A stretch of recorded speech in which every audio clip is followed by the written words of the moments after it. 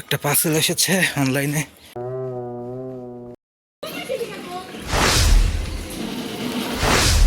এই লোক দুনিয়ার ফ্রড। এই লোকরা আমি কমপ্লেন না করা পর্যন্ত আমার কোনো শান্তি নেই। মানে এর নামে মানে ভোগান্তি যে কত ভাবে দিতে পারে এরা।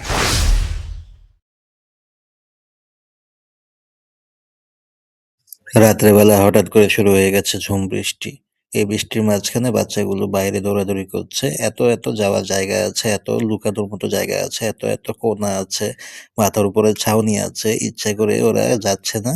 বৃষ্টির মধ্যে ছোট ছোট বাচ্চাগুলো ভিজছে। অলরেডি 2টা বাচ্চা মারাও গেছে। তার মধ্যে এরা এমন করছে, এর মা আবার ঘোরাঘুরি করছে আশেপাশে, সে বাচ্চাদেরকেও নিচ্ছে না।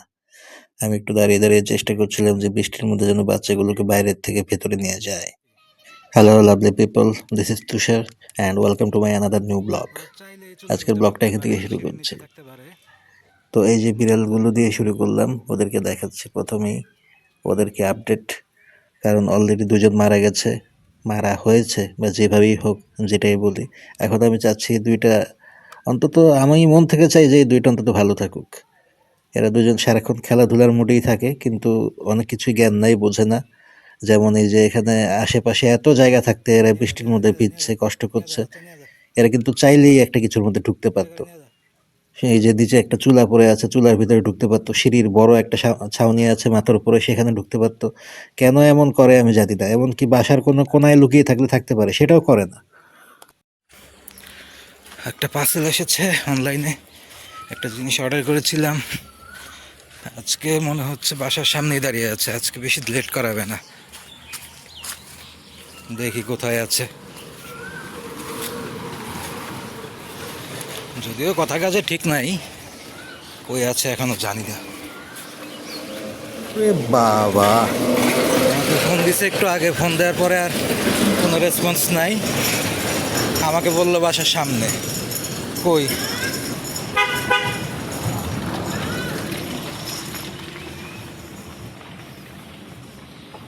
আমি তো কিছুই দেখি না। একটু আগে বললো বাসার কাছে।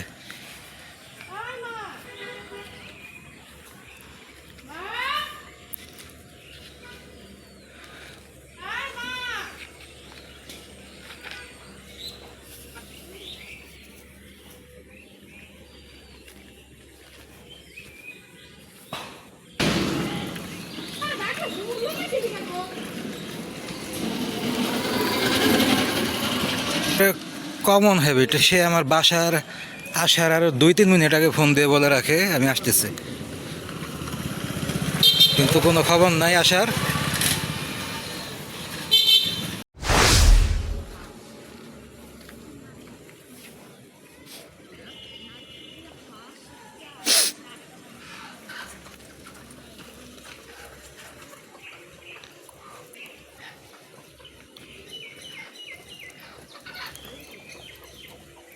এখনো তো খবর নাই কোনো। ফোন দিয়ে বললো আবার একটু আগে কাছাকাছি আছে। এই লোক দুনিয়ার ফ্রড। এই লোকরা আমি কমপ্লেন না করা পর্যন্ত আমার কোনো শান্তি নেই। মানে এর নামে একটা কমপ্লেন আমার করা লাগবে কুরিয়ার সার্ভিসে, তারপরে যদি কোনো সমাধান হয়। আমি এর দিয়ে ফেড আপ। এই পর্যন্ত যতগুলো পার্সেল আনছে আমাকে একটা না একটা ভোগান্তিতে সে ফেলছে প্রত্যেকবার।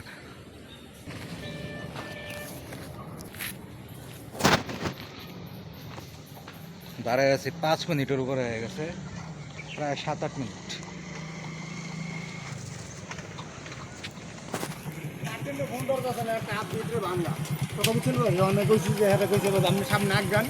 টাকা ভাঙতি নাই, ভাঙতি টাকা ফেরত দিতে পারে না, এটার জন্য আবার আমাকে বাসায় পাঠালো। মানে ভোগান্তি যে কত ভাবে দিতে পারে এরা, কোনো কিছু বাদ রাখলো না। এখন আবার বাসা থেকে বের হয়ে ভাঙতি টাকা নিয়ে আসলাম।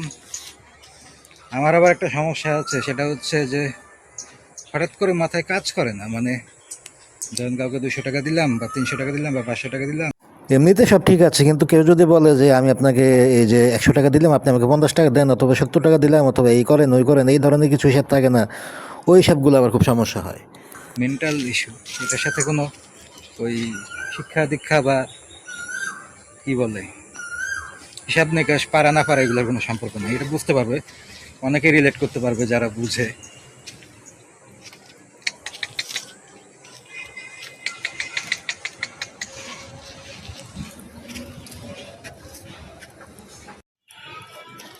গাছে বাইগান হয়েছে, বাইগান। দুনিয়াতে এত সবজি থাকতে উনি বাইগান গাছ লাগাইছে, বাইগান গাছ।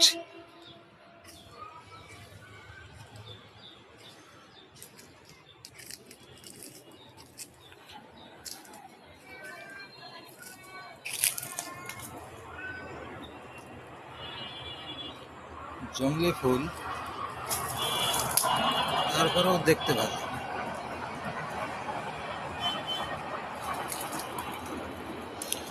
অনেক সময় জংলি জিনিসও ভালো হয়, শুধু মানুষ জংলি ভালো হয় না, ফুল টুল জংলি ভালো হইতে পারে, সম্ভাবনা আছে।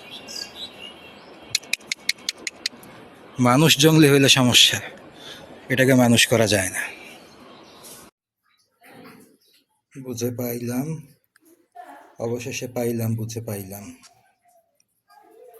একটা মিনিটের শ্যুট করব, একটা ব্লগ শ্যুটের জন্য যদি 30টা সেকেন্ডের একটা ফুটেজ নিতে যাই, তারপর ওই নোংরা মহিলার গলাটা ব্যাকগ্রাউন্ড থেকে ভেসে আসে, মানে কি যে করব, মানে একে আমি বাদ দিতে পারি না কোনোভাবে। ইফতারের বাকি আছে আর 3-4 মিনিট।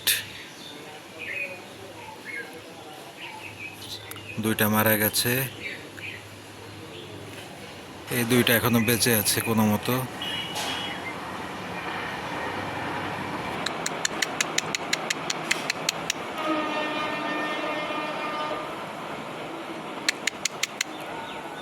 এত জায়গা থাকতে এখানে বসবে, এখান থেকে উপরের লোকজন নিচে নামে, তারপর একটা ঝামেলা তৈরি হয়, এরপরে এখানে বসবে।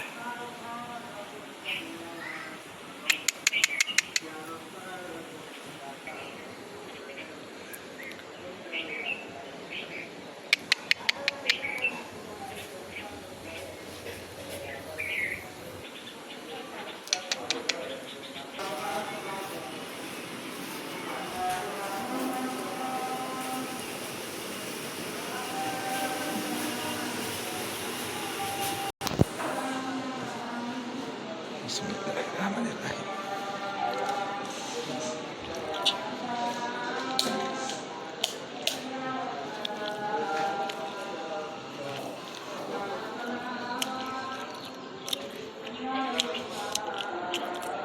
যথারীতি খেজুর নিয়ে চলে আসলাম।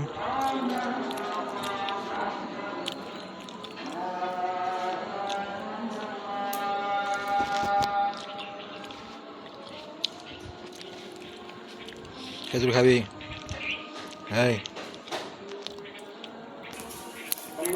বললাম না, আজান তো 2বার দিচ্ছে 2 মসজিদে।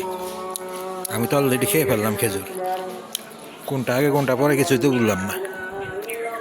সমস্যা নাই, একই।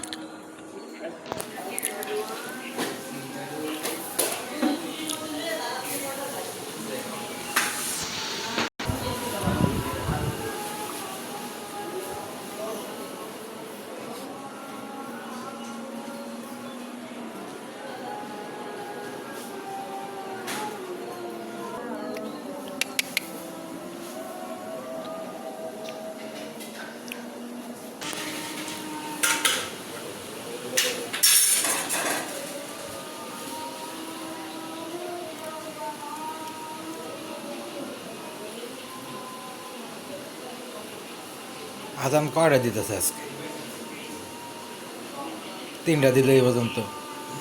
আজান দিছে 3টা।